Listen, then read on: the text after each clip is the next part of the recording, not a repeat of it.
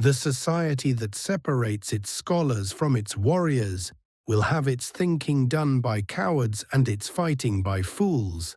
Quote, Thucydides. The Republic, jewel of the galaxy, monument of civilization, founded on ideals that would last millennia. The Republic weathered crises and chaos before ultimately succumbing, not to threats from without, but threats from within. And to lead such a monumental organization, the office of the Supreme Chancellor held sway over 1 million worlds and 1 trillion souls, chosen by the Senate, wielding power greater than any previous government, leader of the free galaxy, protector of democracy, and bureaucrat in chief. You are listening to the Star Lords Podcast.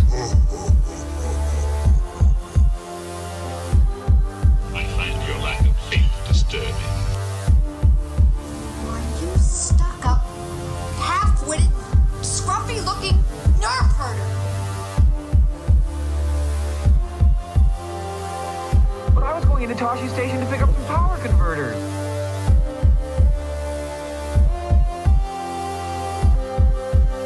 I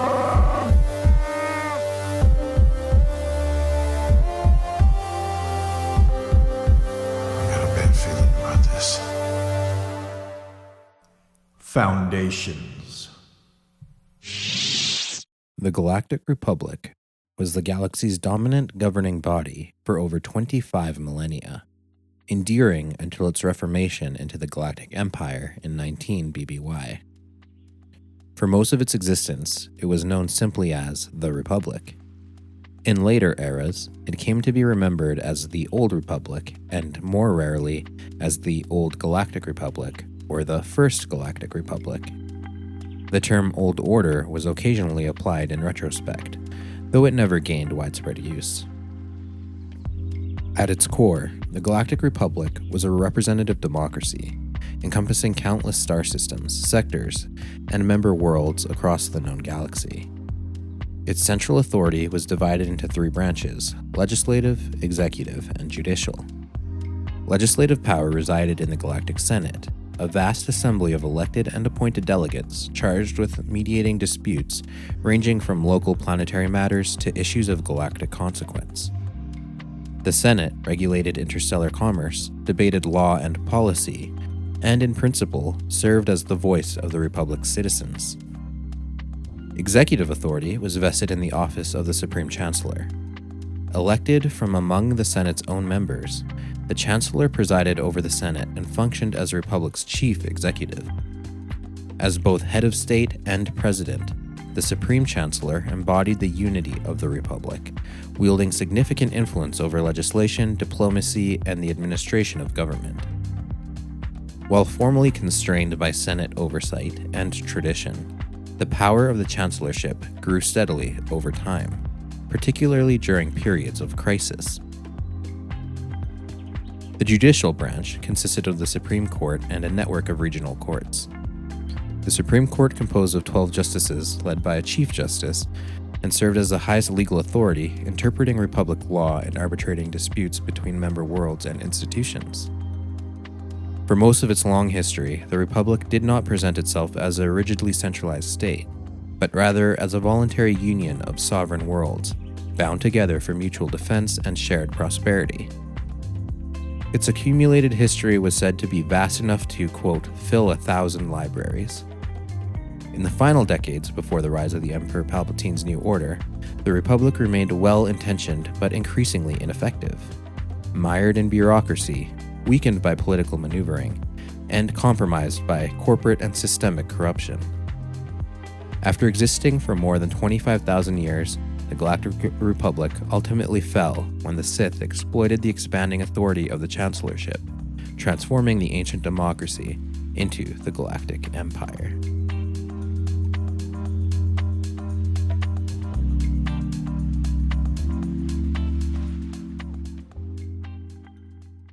Office.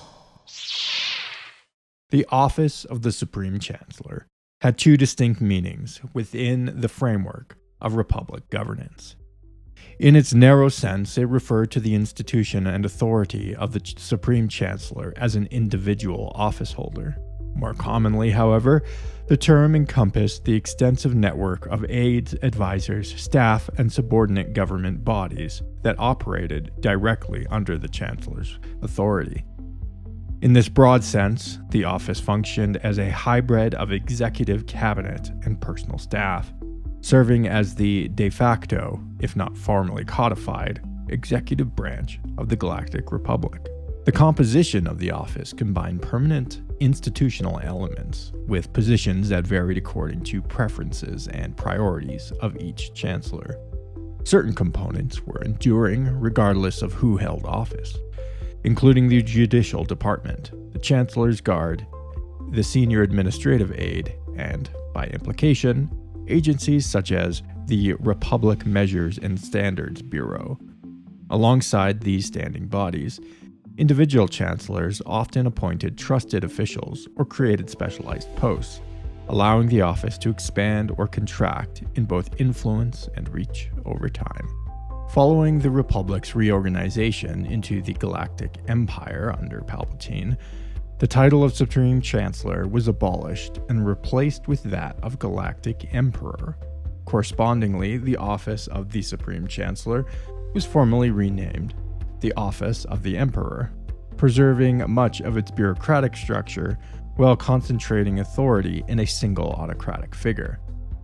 In the final years of the Galactic Republic, the office of Supreme Chancellor was, in theory, a largely constrained position, particularly in the aftermath of the Ruusan reformations.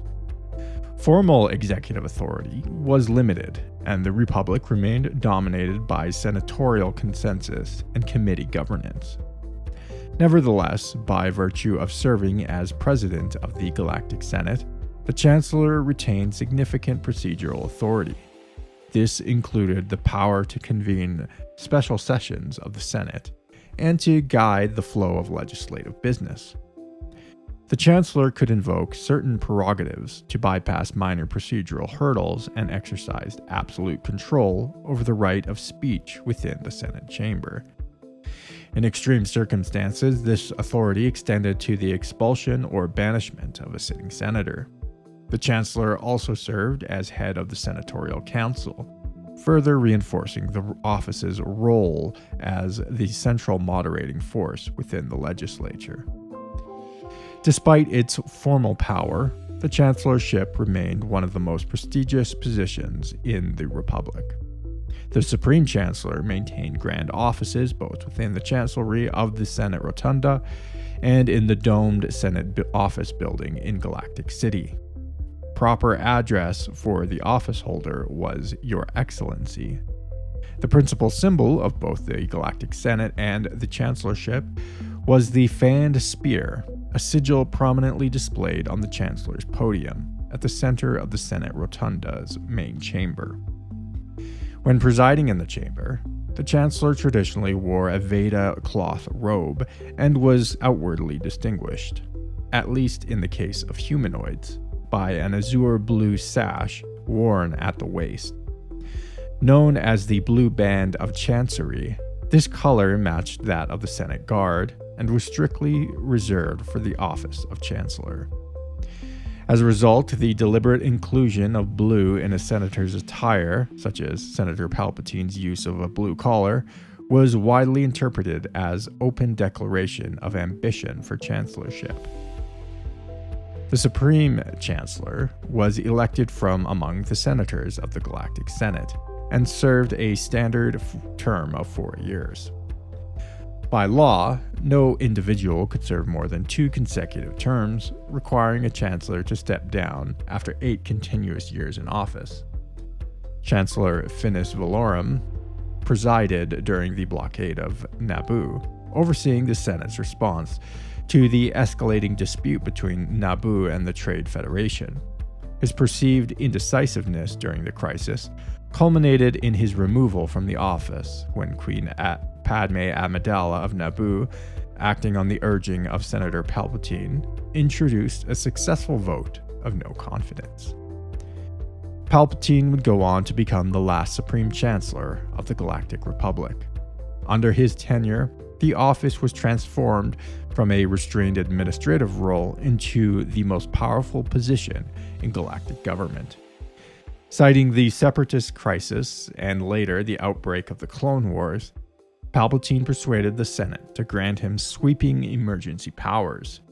These included an unconstitutional extension of his term beyond 24 BBY, authority as Commander-in-Chief of the newly created Grand Army of the Republic, and expanded control over administrative security matters. He was empowered to overrule planetary and sector governments, appoint military governors under the Sector Governance Decree, and, though amendments to the Security Act, assume direct authority over both the Jedi Order and the Republic military, stripping the Senate and the Jedi of their long-standing oversight roles. In this time, Palpatine consolidated these extraordinary powers into outright dictatorship. He abolished the office of Supreme Chancellor, proclaimed himself Galactic Emperor, and transformed the Galactic Republic into an empire. The Chancellorship was never restored by the New Republic, which deliberately chose the title of Chief of State for its head of government.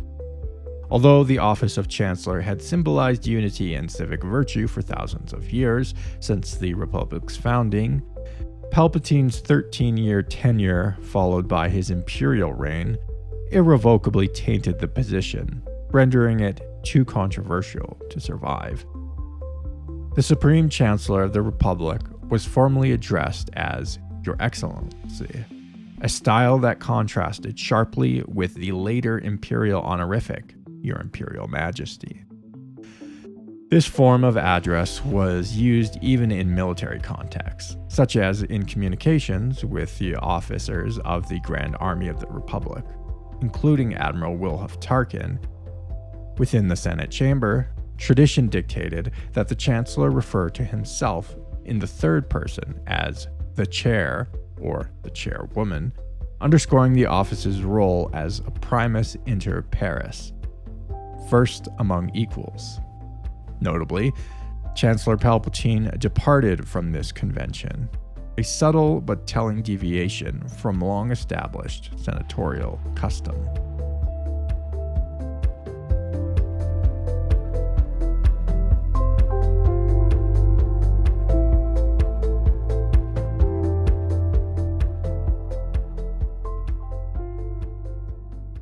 Before the Rusan Reformations.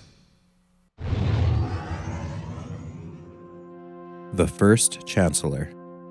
Little is known of the Republic's first Supreme Chancellor.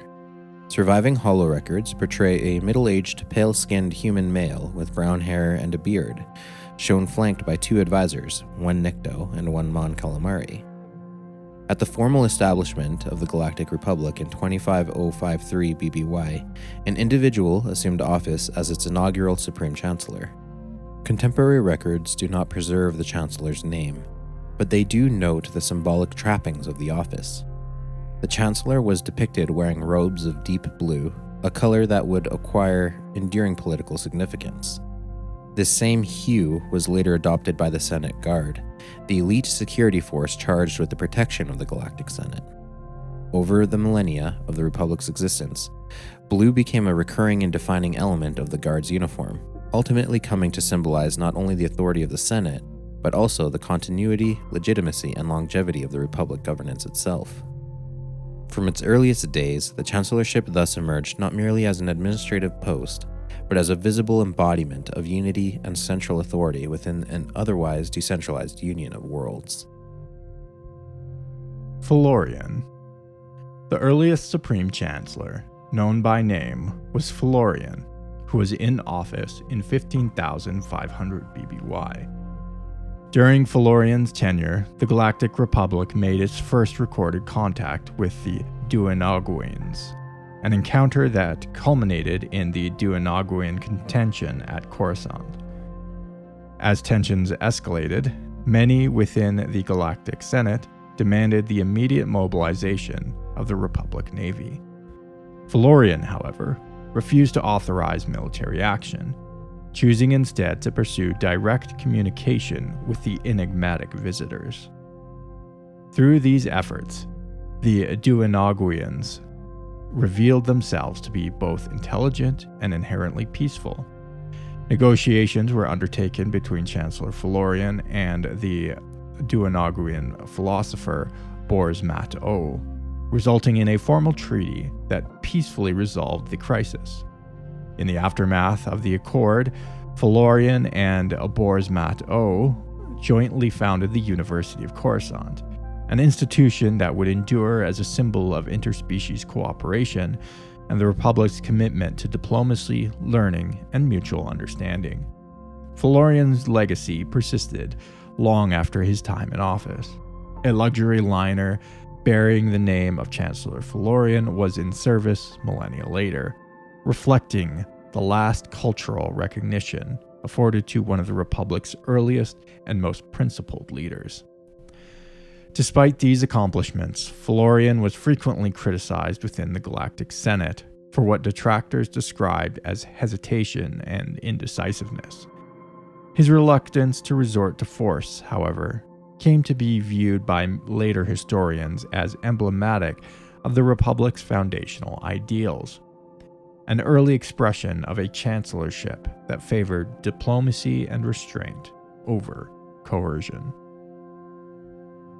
Persleia. Persleia was a Bothan male politician from Bothawi who rose through the ranks of the Galactic Senate and assumed the office of Supreme Chancellor sometime before 12,000 BBY.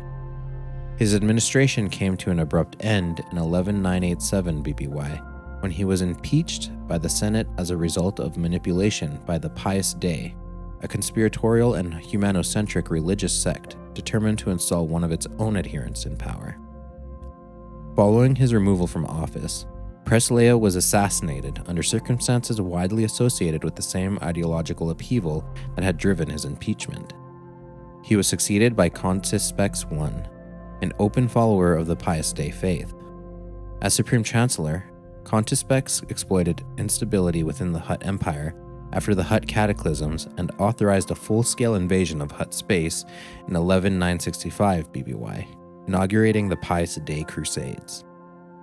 Long after his death, Persleia was referenced in the historical article Tinker Tailor Soldier Pragi, a Cartel of Genes, authored by historian Gabriel Trayon and published around 104 ABY in the Biblos Journal of Historical Science, underscoring his enduring relevance as a cautionary figure in the history of the chancellorship. Pius Dei era. Contispex I served as Supreme Chancellor of the Galactic Republic from 11,987 BBY to 11,947 BBY. A human native of Coruscant and a sitting Republic senator, he was a devoted member of the humanocentric Pius Dei religious cult. With the backing of that movement, Contispex rose to power following the engineered impeachment of Chancellor Persleia, marking the beginning of a radical transformation of the Republic's political character. Once in office, Contispex restructured the machinery of government to favor Pius Dei adherents, concentrating economic, military, and administrative authority within the sect. In 11,965 BBY, he authorized a Republic invasion of Hutt space, initiating the Pius Dei Crusades, and establishing a precedent for ideologically driven anti-alien campaigns that would dominate Republic policy for nearly a millennium. After 4 decades in power, Contispex abdicated in favor of his son, Contispex II, by which point the Republic had effectively become a theocratic state under Pius Dei control. His biological and ideological successors continued to hold the chancellorship until 10,966 BBY. In the later centuries of the Pius Dei era, the name Contispex itself became a regal title adopted by successive Supreme Chancellors. regardless of lineage, culminating in Contespex the 19th, the final Pius Dei ruler before the sect's downfall. Collectively, the reign of Contespex I and his successors represents one of the longest and most extreme departures from the Republic's pluralistic traditions, demonstrating how the office of Supreme Chancellor could be transformed into an instrument of sustained ideological domination. Biel Ductavis. Biel Ductavis was a male Jedi Master who rose to prominence at the close of the Pius Dei Crusades and protracted series of conflicts that began in 11965 BBY and endured for nearly a millennium. During this era, the Galactic Republic had been dominated by Supreme Chancellors aligned with the Pius Dei religion, whose rule fractured the galaxy and eroded the Republic's institutions.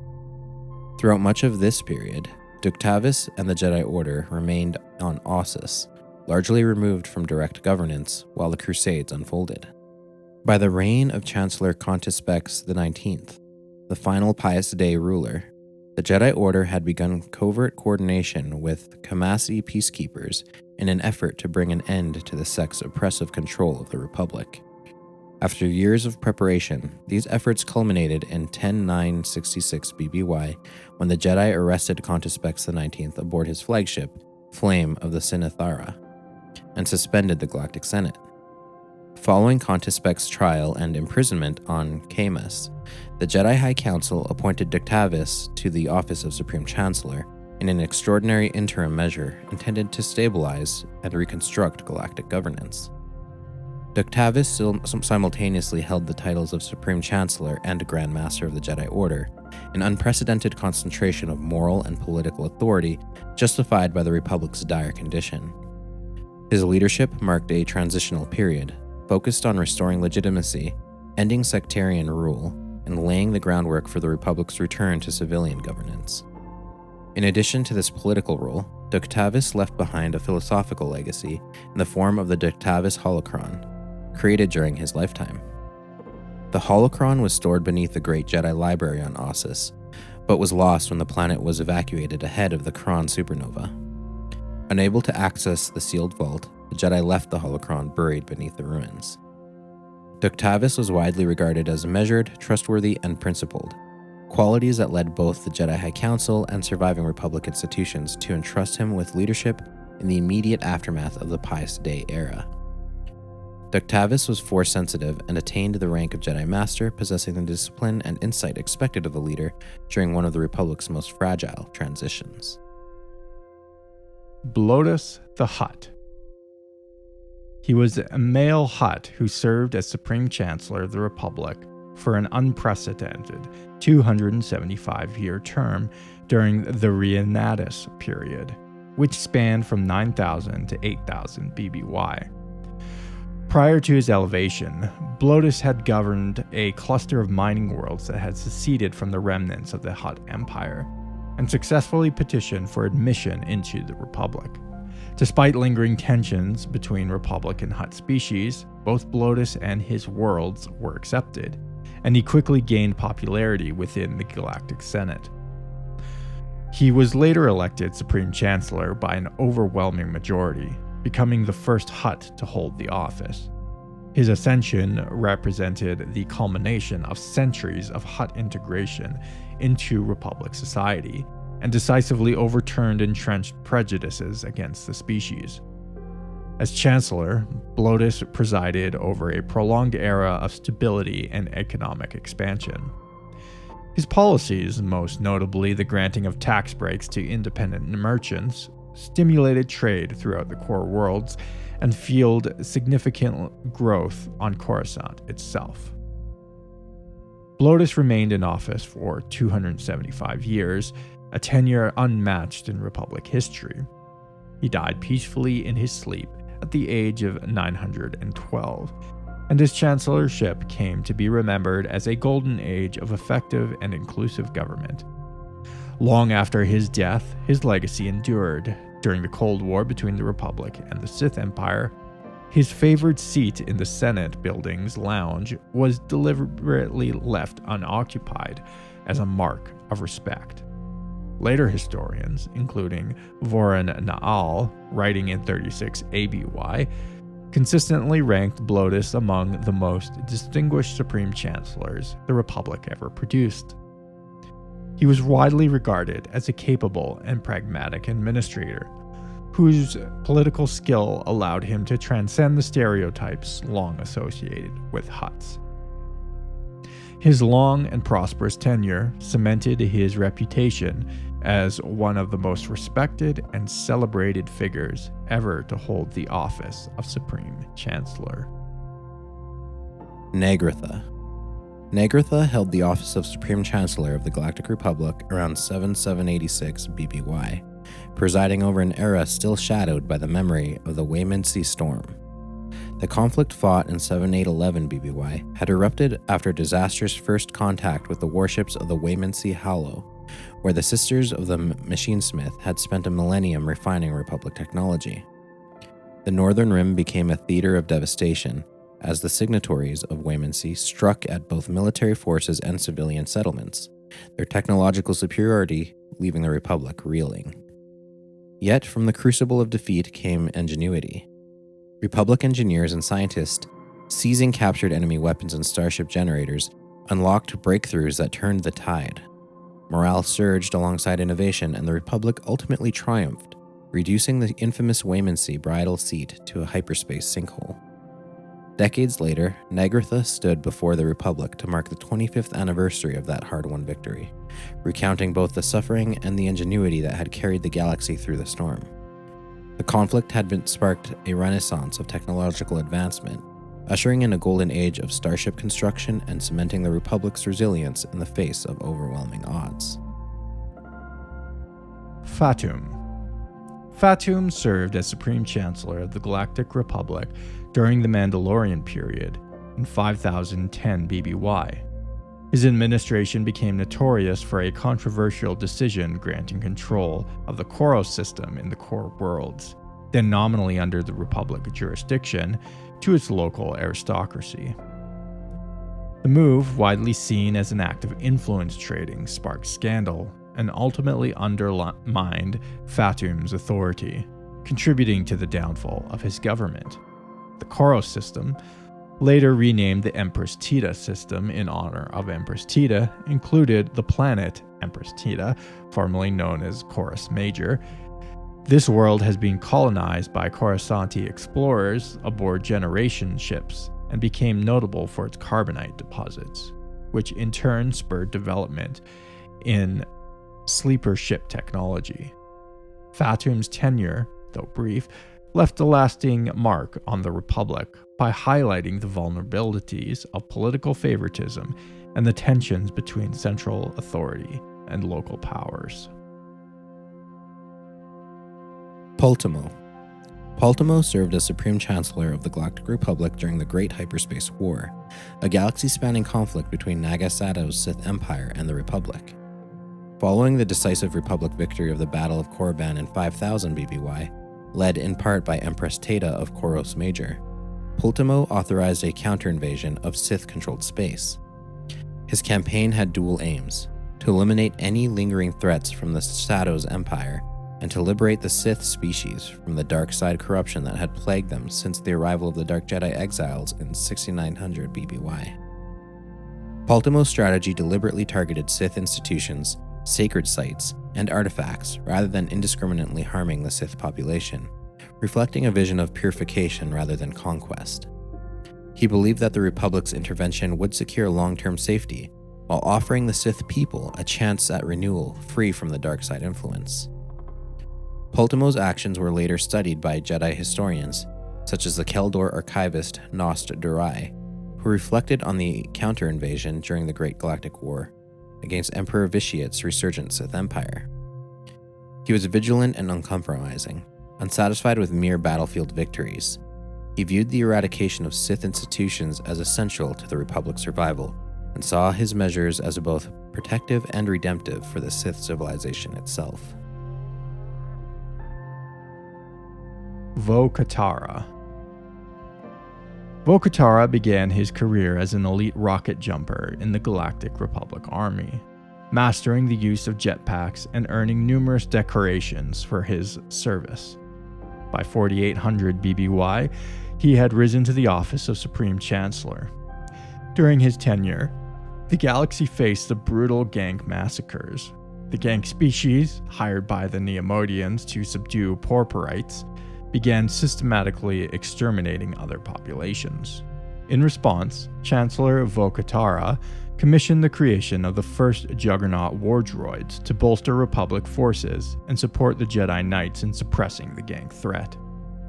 His decisive action helped end the conflict by 4775 BBY, though the very droids he had unleashed would later contribute to chaos during the Great Droid Revolution on Coruscant in 4015 BBY. Volkatara's background as a rocket jumper reflected his tactical skill, decisiveness, and adaptability. Faced with an existential threat, he acted swiftly, prioritizing the Republic's survival and the protection of its citizens, even if the long-term consequences of his innovations would later challenge the Republic.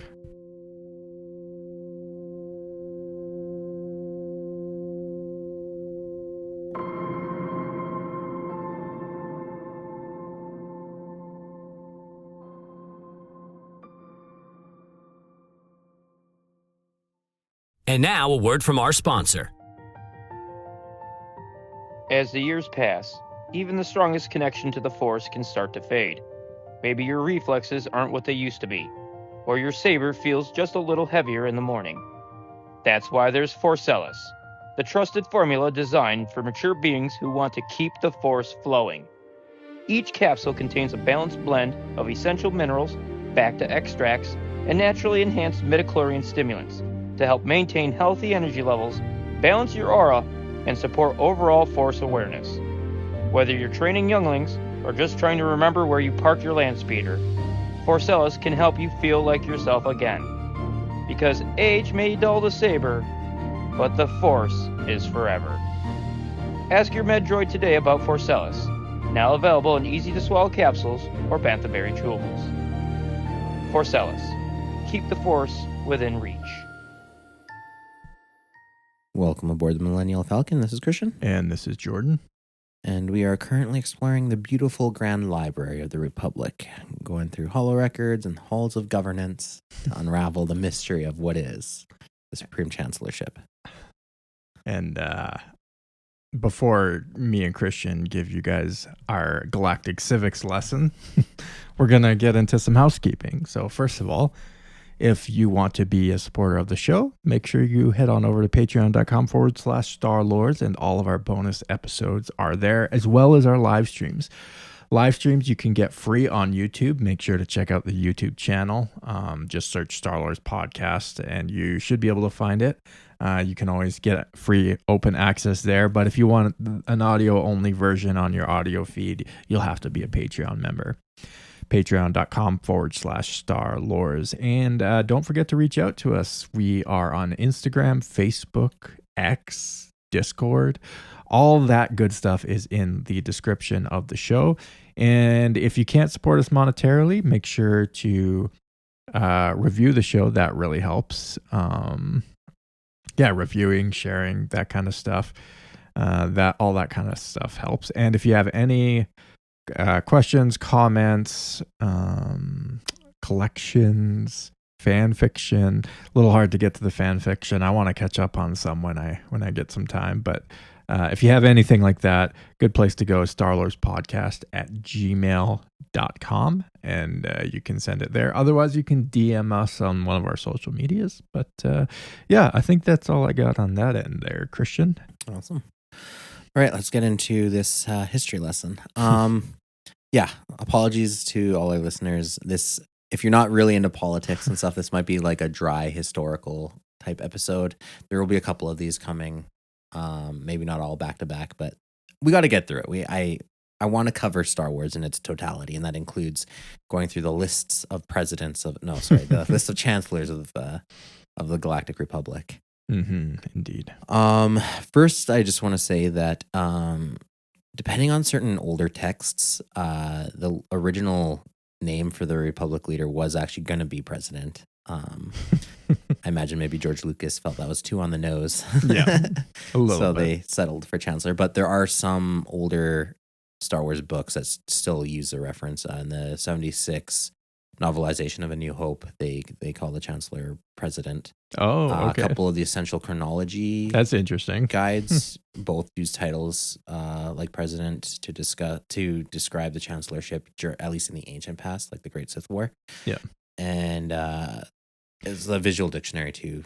Sometimes goes back and forth. So it is still in canon. Whether or not that's a separate role, It is kind of interesting because in the prequel trilogy, when you actually see the Senate, I much more think the Roman Senate than I do like the American Senate, which ironically was built off of. I know, Greco-Roman yeah, Senate, I know yes. it. I know it was, but so to like call him president is a little strange. Like to me, I'd think like more of a Greek name, Yeah, or Roman title. And they can. In theory, they could both exist. I believe Germany also has a chancellorship and a president as well. Yeah. So just depending on how they work, I looked up. I was trying to kind of like define what a chancellor was, but there really isn't one. It does come from Latin, so it is kind of Romanesque, at least in that sense. But it's not really a strict definition. Like just different leaders, different organizational governments use it, but it doesn't have like a singular. This is what makes a chancellorship. Which I thought it would. I thought it would be more of like a federated states thing, but it doesn't appear to be the case. Someone more educated than I might have opinions on that, but that's as far as I got on the research front. But yeah, they could both coexist. There might still actually be a galactic president.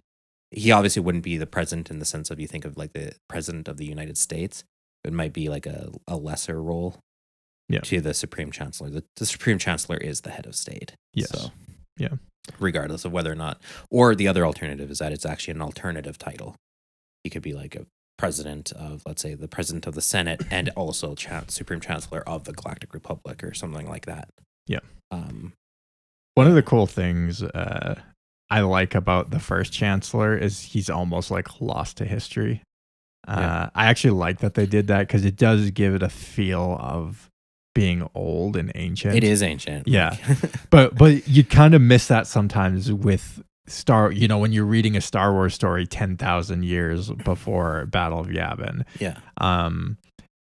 Like you almost feel like you're not that far in the past, right? But to like actually say, oh, we our records, our data pads that we had are all corrupted from this time period, right? Like we don't even know no one remembers anymore. To be fair, I don't know that that's an in-universe perspective. That's just all we have as in real world. We don't have anything to go off of other than like a picture and like a mention. Oh, okay, and it's not even named. Yeah. It's my headcanon. Yeah, and you can certainly see it that way as like, oh, he's not named because we don't know who it is. Right. You can definitely retroactively work that in. Just to give people a reference of time, like 10,000 years ago from today is like 8,000 BC. Yeah. Like you're talking Ice Age. Yeah. Like that's how long ago. Imagine your first head of state being that old. Right. Right? Yeah. Like it's crazy. Although I will say it is also remarkable how many names we do have preserved through history. Like the fact that you could even know the name of an ancient pharaoh, I think is actually quite remarkable. Yeah. Like of a person who lived thousands of years before you existed. Mm-hmm. You know his name, you know a little bit about him, about their rules potentially in some cases. Yeah. Like to me that's pretty cool. Cool. Did you have a favorite chancellor? Yeah, I do. Out of this batch, I will say we haven't even gotten through all. We haven't even gotten through the Rusan reformations. There are quite a few. Like I said, we will have a few more episodes like this coming. Before I get to my favorite, I do want to quickly mention the Pius Day era. Oh yeah, very cool era. Yeah, very much Catholic Church Crusades mirroring. We will definitely do our own episodes on that specifically because there's actually quite a bit of content there. But it happens in the timeline here, so we have to bring it up. Yeah. But the one I wanted to mention was Bail Ductavis. So he was a Jedi Master who became Supreme Chancellor. Yeah. A, super dangerous. Yeah. And B, it's interesting because that is the fear that Palpatine put in the Republic, that the Jedi tried to overthrow me and take over the Republic. And that literally did happen in ancient times. So it's not like it's totally unwarranted. Yeah. An unwarranted fear. History. Yeah, it has happened before. Yeah, totally. I will say out of this group of chancellors, he might be my favorite. Oh, yeah. I think it is cool to have like again, I'm not advocating for it, but it is cool to have a Jedi Master and Supreme Chancellor and like taking over after a time of crisis and rebuilding. And like, he obviously had a lot of trust and power invested in him to bring the Republic back, because it's very easy for someone with that much power to have just become a tyrant. Yeah. There's a Roman emperor, I'm forgetting him off the top of my head, but he was brought in to bring the empire back from the brink. And then he retired to become a farmer. Oh. And they brought him out of retirement to come back and rule after like the huge major instability. His name is I'm blanking on his name, but people will know who I'm talking about when they hear this story. Okay. And they pulled him out of retirement to save the empire. And then he went back into retirement. Yeah. After. So it's like the fact Diocletian? Yes. Yeah. The fact that he could give up power. Yeah. Like fix things and then, okay, I'm going to let go of this. Like the big fear anytime you invest so much power in a single individual is like power is corrupting. They won't give it back once they get power. We see that in all our current governments, right? But this guy comes in, solves the situation, says, I'm done now. I want to go back to my farm. Yeah. Leave me alone. Take all the power back. Yeah, maybe he actually saw like power as real, or like statecraft as an actual craft and like a skill, and not just like your whole identity. And ends to a means. Which I think a lot of people who get into power do. They don't. Power is the objective. Yeah, power. Yeah, exactly, and not like being good at your craft, if you will. That, or maybe the overall greater good, they see it as a tool to achieve something, and then they're able to drop that tool as soon as, okay, I'm done. Yeah, I've achieved what we set out to do. Yeah, I mean, I wonder. A little debate here. Is he a better man than Marcus Aurelius was? Yes. His holocron was lost, though, unfortunately, so we'll never know. Or does he have the greatest PR team in galactic history? True, and he was actually a terrible, terrible Jedi Master / Supreme Chancellor. And well, no, I'm talking about Diocletian. No, I know. Yeah. Okay. Oh, yeah. Yeah, Diocletian and Marcus Aurelius. Yes, I would 100% support Diocletian. Yeah.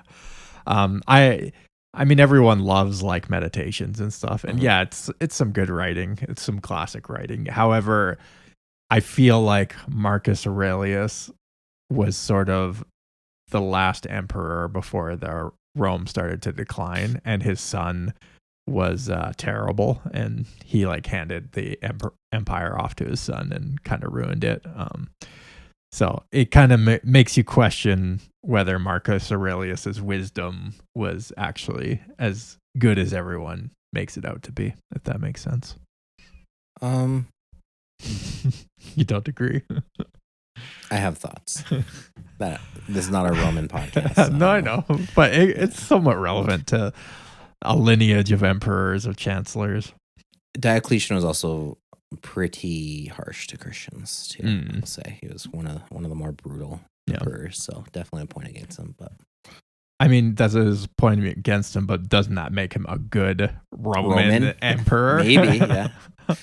Maybe he was a bad Christian, but yeah. a good Roman emperor. Good Roman, maybe. Yeah. maybe. In any case, back to galactic politics. Yeah. Do you have a favorite from our batch of? I don't know if I have a favorite. I mean, I kind of like Felurian just because he's sort of the mythical George Washington figure, it seems, of the chancellors. Even though he's not the first, it seems like he's like the oldest and the most mythical, I guess, in that he's the most virtuous and sort of looked up to and revered and viewed as a model for what a chancellor should be. I think you need those kind of figures, even if it's not real.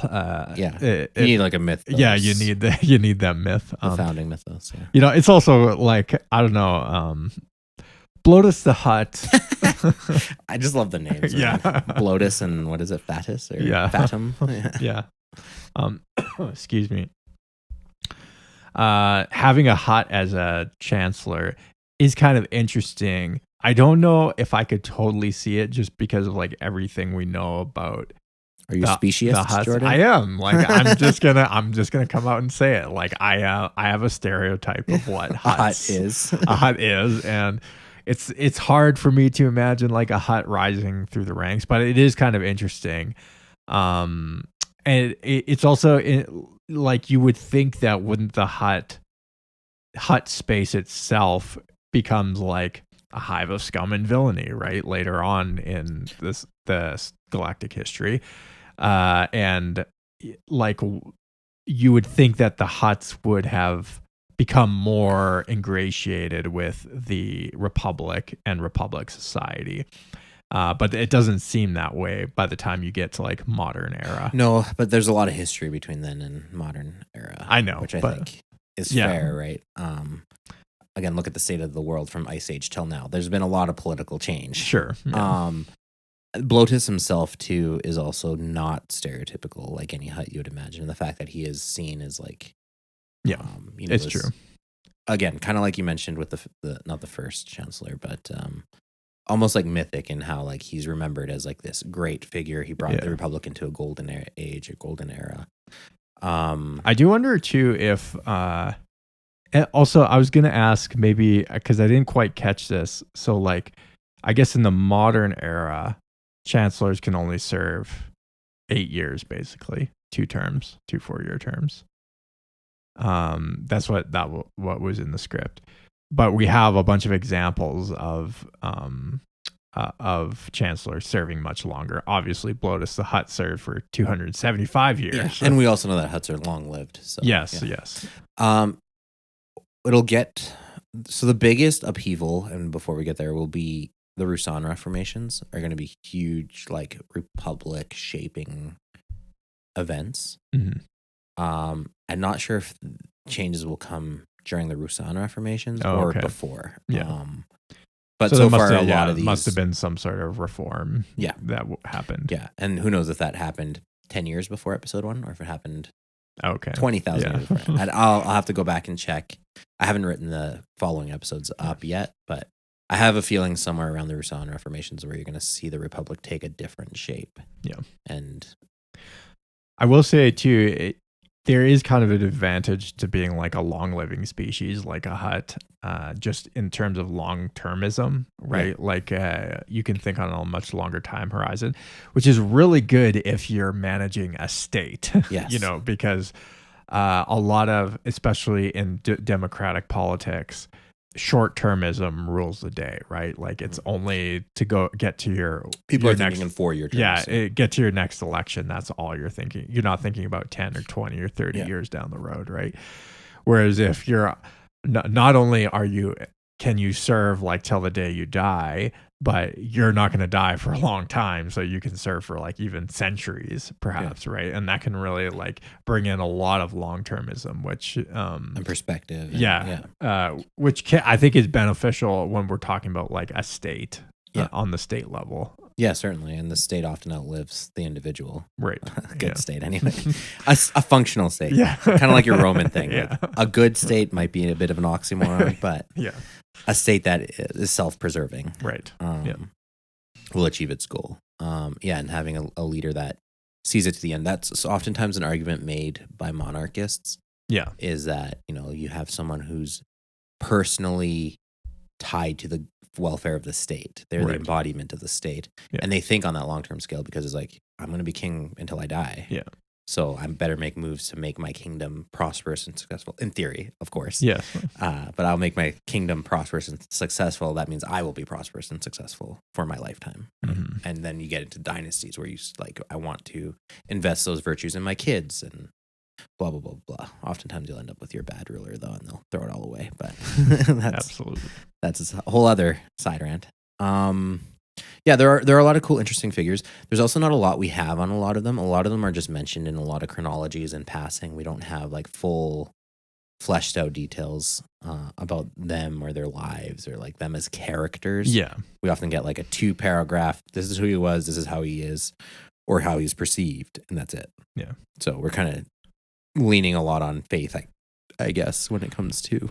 I think it would be I think it would be really cool if in the Legends universe or EU universe, they made like sort of an annals of the kings or something of like every king, and even it doesn't have to be super described, but the most minor. Yeah, like like do a whole timeline, what era they're in. There's so many. The problem is it's so big. I know. You'd have like hundreds, if not thousands. We could do it with AI, man.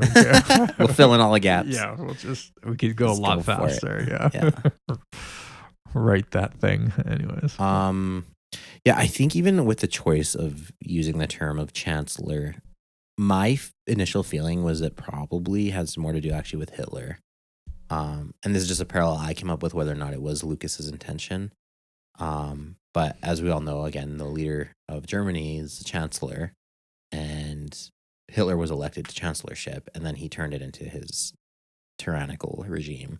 And I wonder if that was the parallel that Lucas was going for with Chancellor Palpatine then becoming like the Hitler of Star Wars and, taking over and turning it into the Empire. Yeah. Just a side thought as to why another reason they might have changed from president to chancellorship. Yeah. I don't have any proof of that. That's just in my head. Fair enough. But yeah, we will do more episodes like this in the near future. Oh, real quick. Kind of like I mentioned too, it's often interesting when, especially writing about political figures that we don't have a lot of information on, or especially ancients, about like who's doing the writing. Oh yeah. So that's also another angle you could play with your whole annals of the history of galactic rulers. Because oftentimes, yeah, it depends. Like, are you speaking to someone's political rival? They're jotting down all their hatred of their political opponent and paint them in like the worst light possible. Right. Or you have there's propagandists and supporters who are like, oh no, Jordan was a great tyrant and he ruled over us peacefully and harmoniously. There's a lot of literary criticism of a lot of, even in our world, ancient texts like that, because they're often written by the victors of whatever society. So anytime you get like a bad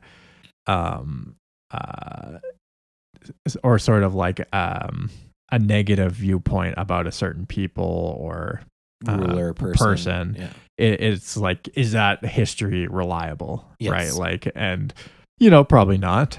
And the other thing though I will say is there's often like a knee-jerk reaction to that where they'll throw the baby out with the bathwater. Yes, like no text is trusted, whatever. Totally.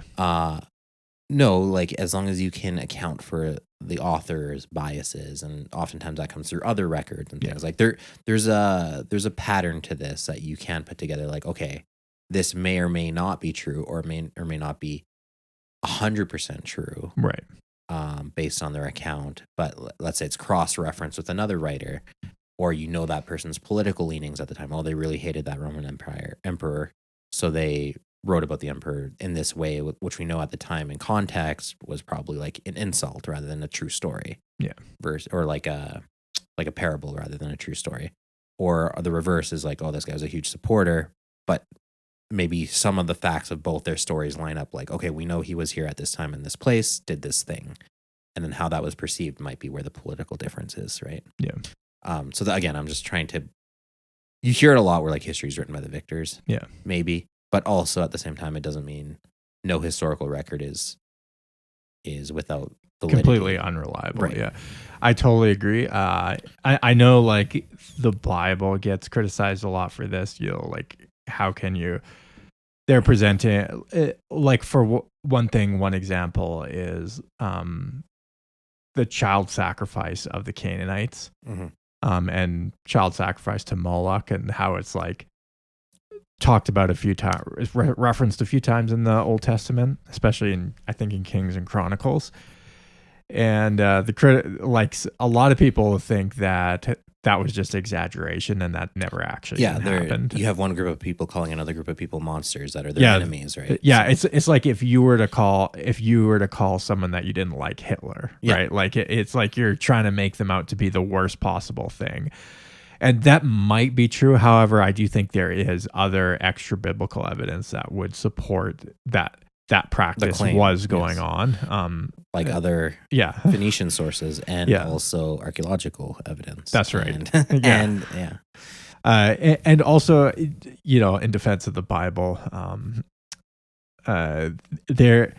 it does, I feel like in a unique way, present its own leaders as highly flawed.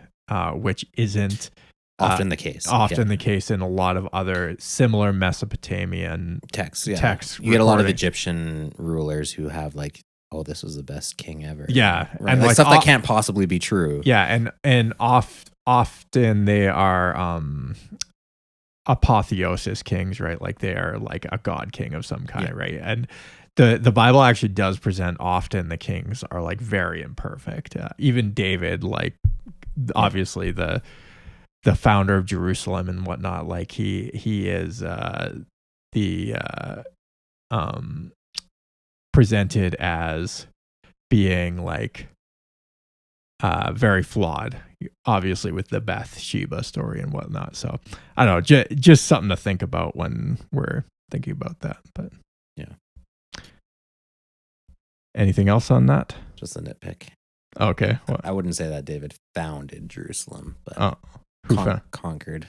Oh, well, it was called something else before he conquered it. It was a Canaanite city. It was, Jebu. Something like that. But they call it the and city of David. And people have lived there for a long time. Yes, of course. Again, that goes into like the foundational myth making of like a nation and like a people group, right? Yeah. So with that, I think we'll call it a night. Guys, make sure to check us out on Facebook, Instagram, X. Just search the Star Wars podcast. Also YouTube. Make sure to go subscribe to the YouTube. And we are on Discord. All those links are in the description. Make sure to rate and review the show. That really helps us out. And if you want to become a Patreon member, patreon.com/StarLores. And I think that's all we got for tonight. So thanks for listening.